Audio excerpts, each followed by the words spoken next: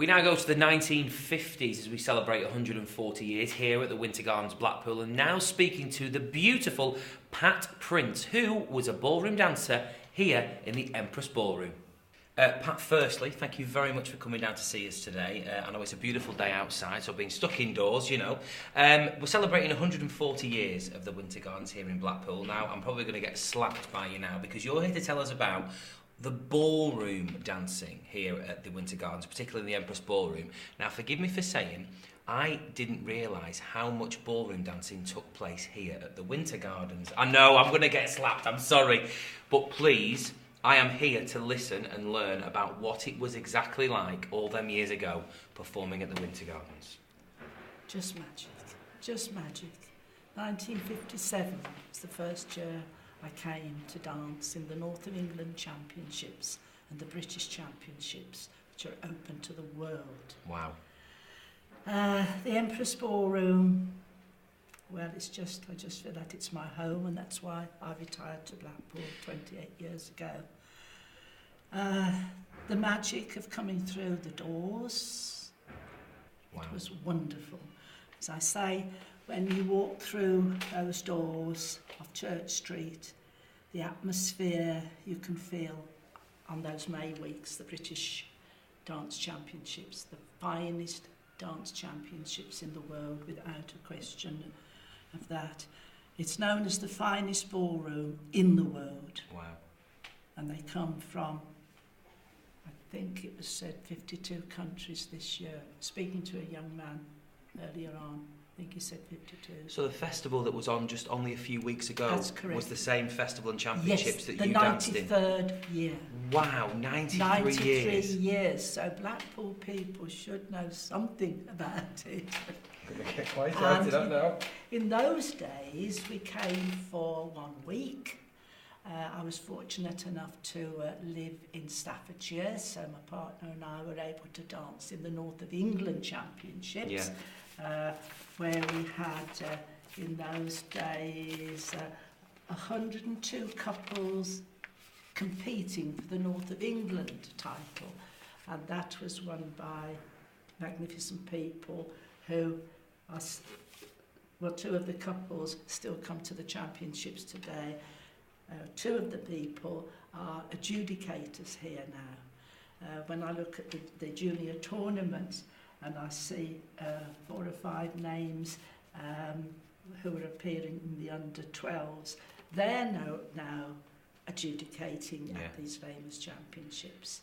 And so you went onto the floor, the old floor, which is still here today, but of recent years, I don't know how many years, Sandra Wilson, the organiser, she would be able to tell you the year that they put down this lovely smooth surface. So as it was a parquet floor, it was easy to catch the high heels. You lost a heel or your shoe came off, but you still kept going.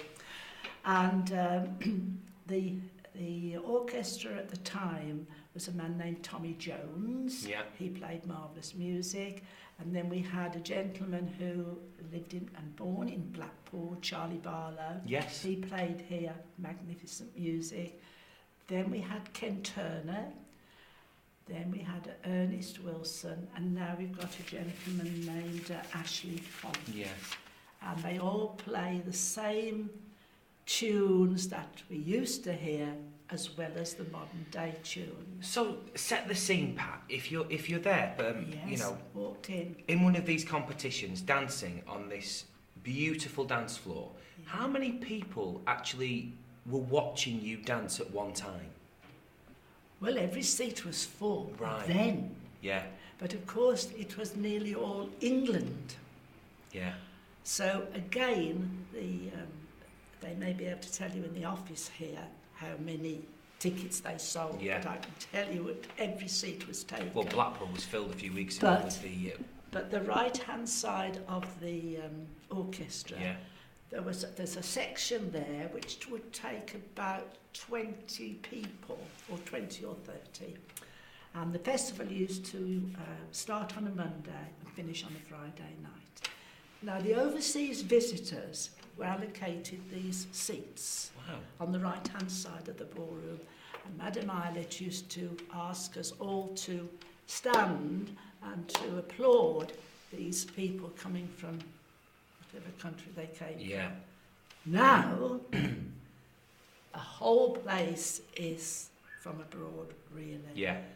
And, well, the English are a few more than those, but not many, no. But what a tribute to this wonderful place that I haven't been to. I've seen the competitions in Australia, and that have been televised. Not much television, of course, comes into our homes, but it does abroad. They do go out to the dance halls there, which are sports halls, and they do take an interest, and so the general public can see what's going on. But coming back to the Empress Ballroom, everyone who's ever danced here will tell you that it is the finest ballroom in the world. I can tell that. I can tell, you know, speaking here on camera, and when you arrived today, we were speaking off camera, just having a chat. I can tell by, you know, the way that you speak about the venue that it is so close to your heart, and you have danced, you know, everywhere around the world, but there is no place like the Empress Ballroom here in Blackpool, and you've just mentioned it there. You're not originally from Blackpool. No. You moved over here Yes. to be close to the Empress Ballroom. Yes. When in 1957, I had such a wonderful week. There was such a wonderful atmosphere, and I was fortunate enough to dance in the north of England, and then I was fortunate enough to get qualified on the Wednesday night to be able to dance in the championship proper on the Thursday, because there were so many competitors. So you qualified the day before? Yes, that's what we had to do, even for the north of England. That is why we used to wear afternoon dress, because Madame Eilert insisted that it was afternoon dress. Yeah. Pictures over there, yes, we'll get it in a minute, yes. Yeah. And so we qualified, used to dance. It was open to the world, you see, or open to the north of England in that championship. But we still had to qualify for the evening. So that was great, even just to get through for that recall. And then on Wednesday, we used to have to dance to qualify in order to dance in the British Open Championships. And it was all... And the atmosphere was just unbelievable. And you've mentioned it before, obviously the live orchestras that were playing. So everything was to live music?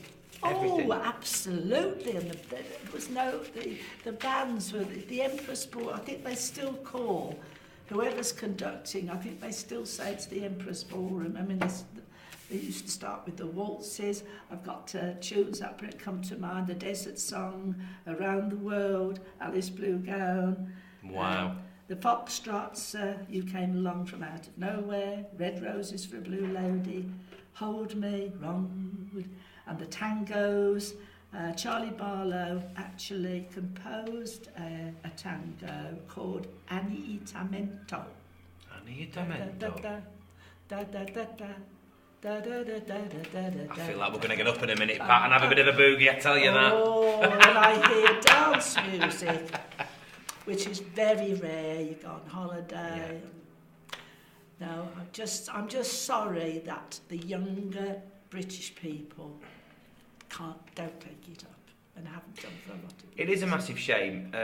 Do you still come in on a regular basis and just stand in the ballroom and just take it all in? I come into, because I now, well, I live at Poulton, but after 1957 I said, when I retire, because I wasn't teaching then, that was amateur status, but when I retire, I want to retire to Blackpool. That's fascinating. Fascinating. And that's what I did. I had to retire early because I had arthritis of the spine, so I couldn't carry on with my teaching. So we came here in 1990. So I come down, but I come into Blackpool just once a week.